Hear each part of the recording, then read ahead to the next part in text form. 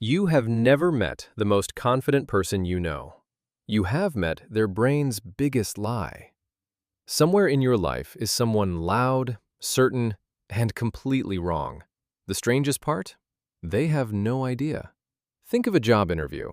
One candidate skimmed a few articles and answers instantly without a flicker of doubt. Across the table sits someone with 15 years of real experience. That person pauses. They say, "It depends." They mention exceptions. To an untrained ear, the confident amateur sounds like the expert. The real expert sounds unsure. This is not an accident. It has a name. It is called the Dunning-Kruger Effect. In plain English, the less you know about something, the worse you are at judging how much you actually know. Your brain cannot see the size of its own blind spot because seeing it would require the very skill you are missing.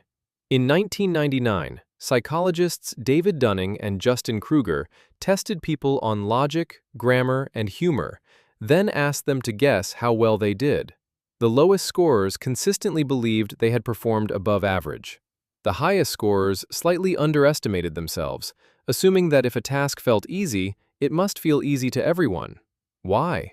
Psychologist Daniel Kahneman described two systems of thinking. One is fast and automatic. The other is slow and effortful. A beginner almost always relies on the fast system because nothing slows them down. Confidence feels like proof. It isn't. It's just the absence of a reason to doubt yourself. But why do experts doubt themselves so much? The more you learn, the more you see how much you still don't know. Expertise doesn't just add information, it reveals the size of the unknown territory around it. Once you understand something, you can't remember what confusion about it felt like, so you assume everyone else finds it just as complicated as you now do. That assumption creates hesitation. Hesitation looks like weakness. It's actually the opposite. Here's where it gets stranger. This isn't really about intelligence. It's about the gap between doing something and judging your own performance at it. A brilliant surgeon can be a terrible investor and never know it. Nobody is exempt everywhere. Everyone has at least one topic where they're standing on the low end of the curve, feeling tall. Scroll through social media. Someone posts a hot take backed by nothing but a skimmed headline. The comments fill with confident agreement. Meanwhile, actual researchers post careful threads full of caveats and phrases like, "The evidence suggests." Confidence is easier to consume than nuance. It travels faster. It feels like clarity, even when it's closer to noise. Learning doesn't make you feel smarter right away. Often it makes you feel dumber first. As real knowledge grows, you start seeing how much complexity you missed at the start. That dip in confidence isn't failure, it's progress. The discomfort of, "Wait, I don't know as much as I thought," is often exactly when real understanding begins.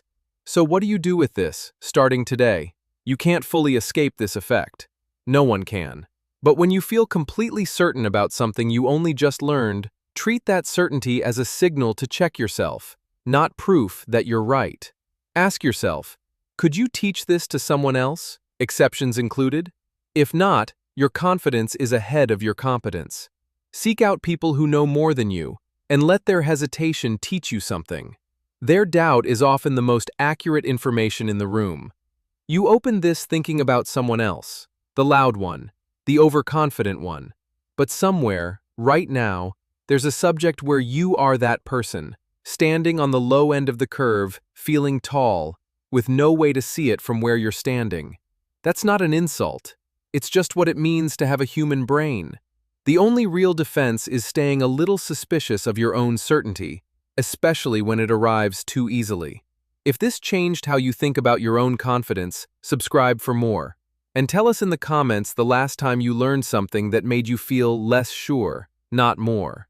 That feeling might be the smartest moment you had all week.